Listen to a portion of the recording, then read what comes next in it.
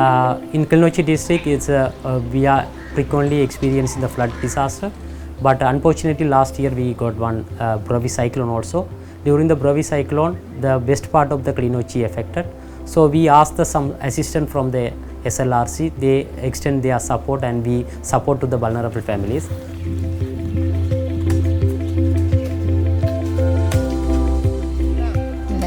எங்கள்கிட்ட இடம் வந்து தெளிகரை பூனாரி தெளிகரை மன்னார் வீதியிலே இருக்கிறது.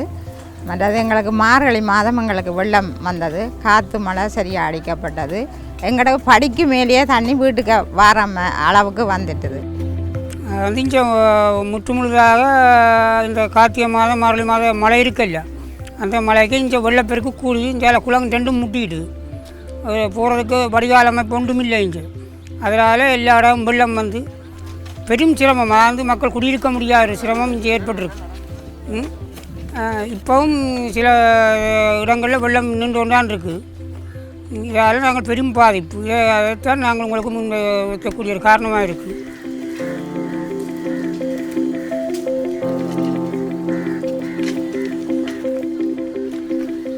நான் ஊராட்சி பிரதேச செயலகத்தில் G51 கரம்பன் பிரிவில் கடமையாற்றுகிற கிராம அலுவலர். முக்கியமாக இந்த கொரோனா கோவிட் காலத்தில் ஏற்பட்ட இந்த இடர் மிகவும் சிரமத்தை ஏற்படுத்தியிருந்தது மக்களுக்கு.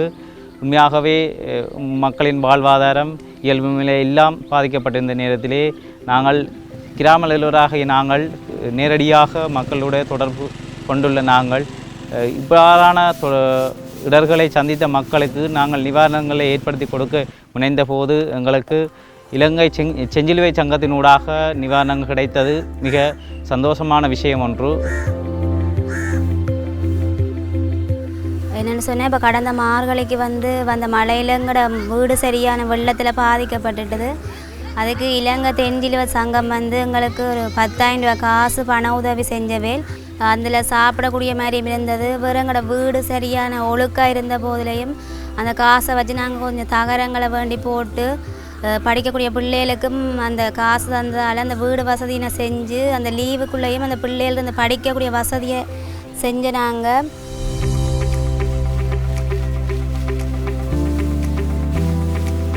இந்த கொடுப்பனவை நாங்கள் பார்த்தோம்னு சொன்னால் மிகவும் காலத்தின் தேவை கருதி வழங்கப்பட்டது ஒன்றாக காணப்படுகின்றது.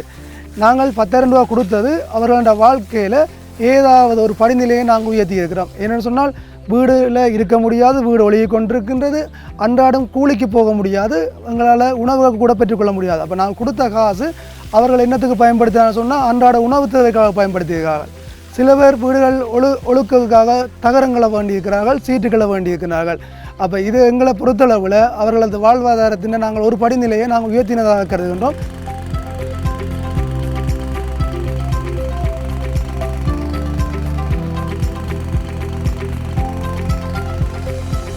Then we have cleaned the bells also. Nearly the 100 bell we have selected that was affected by due to this Brevi cyclone and flood. We have cleaned and give the hand over to all the bells to the public. They are now getting the drinking water from that bell. Apart from that, some activities also we have to become completed. That is the dengue campaign we already planned joint with SLRC, and also we are planning to provide the NFRA kit for the affected family, 300 families. இந்த பகுதியில் இருக்கிறவர்கள் கல்வி கற்றவர்களால் கணக்கு தொழில்களோட நெருங்கிய வியாபார முயற்சிகளை ஈடுபட்டுருக்காங்க. அவர்களுக்கு நேரம் போதாது. அதாவது நாங்கள் இந்த ஏரியாவுக்கு ஒரு விழிப்புணர்ச்சி செயற்பாடுகளை செய்யணும் என்று திட்டமிட்டிருந்தோம். அந்த சந்தர்ப்பங்களில் எங்களுக்கு இலங்கை செஞ்சிலுவை யாழ்ப்பாணத்து பிரிவு எங்களுக்கு பூர்ண ஒத்துழைப்பு வழங்கியிருக்காங்க.